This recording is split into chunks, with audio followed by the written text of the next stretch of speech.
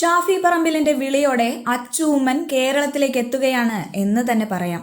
മുൻപും തന്റെ നാമനിർദ്ദേശ പത്രിക സമർപ്പണം അടക്കമുള്ള കാര്യങ്ങളിൽ ഉമ്മൻചാണ്ടി ഇല്ലാതെ പോയ കാലത്തും ഷാഫി എല്ലാ കാര്യത്തിനും തന്നോടൊപ്പം മുൻപിൽ നിർത്തിയതും അച്ചു ഉമ്മനെയായിരുന്നു. അന്ന് ഷാഫിക്കും സ്വന്തം സഹോദരൻ ചാണ്ടി ഉമ്മനുമൊക്കെ വേണ്ടി രാവും പകലും പണിയെടുക്കുന്ന അച്ചുവിനെയാണ് നമ്മൾ കണ്ടത്.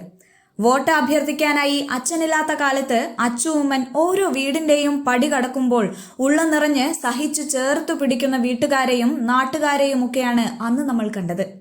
സത്യം പറഞ്ഞാൽ അച്ചു ഉമ്മൻ തരംഗമായിരുന്നു. എന്നാൽ തൽക്കാലം ഇപ്പോൾ രാഷ്ട്രീയത്തിലേക്ക് താനില്ല എന്ന് പറഞ്ഞ് താനെ ജോലിയിലേക്ക് തന്നെ തിരികെ പ്രവേശിക്കുകയാണ് അച്ചു. എന്നാൽ 2026 ലക്ഷ്യം വെച്ച് കോൺഗ്രസ് എല്ലാ പഴുതുകളും അടച്ചുകൊണ്ട് മുന്നോട്ടു പോകുമ്പോൾ അച്ചു ഉമ്മന് വേണ്ടി ഒരു മണ്ഡലം കോൺഗ്രസ് ഒരുക്കിയിട്ടുണ്ട് എന്നാണിപ്പോൾ അറിയാൻ കഴിയുന്നത്. പത്തനംതിട്ട ജില്ലയിലെ ആറന്മുള മണ്ഡലമാണ് അങ്ങനെ ഒരുക്കി വെക്കാൻ സാധ്യതയുള്ള മണ്ഡലം. CPM-നെ സംബന്ധിച്ച് കഴിഞ്ഞ 2021 നിയമസഭാ തെരഞ്ഞെടുപ്പിൽ 19,000-ഓളം വോട്ടിന്റെ ഭൂരിപക്ഷത്തിൽ വീണ ജോർജ് വിജയിച്ച് മന്ത്രി കൂടിയായി മാറിയ മണ്ഡലമാണ് ആറന്മുള.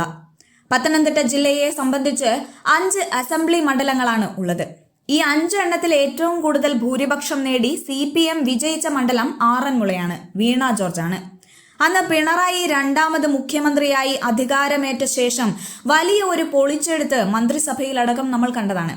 KK ശൈലജയെ ആരോഗ്യമന്ത്രി സ്ഥാനത്ത് നിന്ന് മാറ്റിയതൊക്കെ അപ്രതീക്ഷിതമായിട്ടാണ് നമ്മൾ കേട്ടതും കണ്ടതും.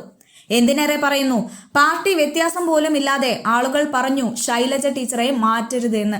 പക്ഷെ പാർട്ടി തീരുമാനത്തിൽ മാറ്റമില്ല എന്നതിന്റെ അടിസ്ഥാനത്തിൽ മാധ്യമപ്രവർത്തക കൂടിയായ വീണ ജോർജ് ആരോഗ്യമന്ത്രിയായി ചുമതല ഏറ്റെടുത്തപ്പോൾ കേരള ജനത വീണയിൽ വിശ്വാസമർപ്പിക്കുകയായിരുന്നു. പക്ഷെ ആടിയുലയാത്ത കപ്പിത്താനുള്ള കപ്പലിലെ വീണ ജോർജിന് മാത്രം കാര്യങ്ങൾ നല്ല രീതിയിൽ ആയിരുന്നില്ല. ആരോഗ്യമന്ത്രി എന്ന നിലയിൽ മികച്ച പ്രവർത്തനം കാഴ്ചവെക്കാനും സാധിച്ചില്ല. അതുകൊണ്ട് CPM എന്ന പാർട്ടിക്കകത്ത് പോലും വീണയോടുള്ള മതിപ്പ് കുറഞ്ഞു വരുന്ന സാഹചര്യത്തിൽ എന്തുകൊണ്ടും ഇത്തവണ കോൺഗ്രസിന് തീർച്ചയായിട്ടും ആ മണ്ഡലം പിടിച്ചെടുക്കാനാകും.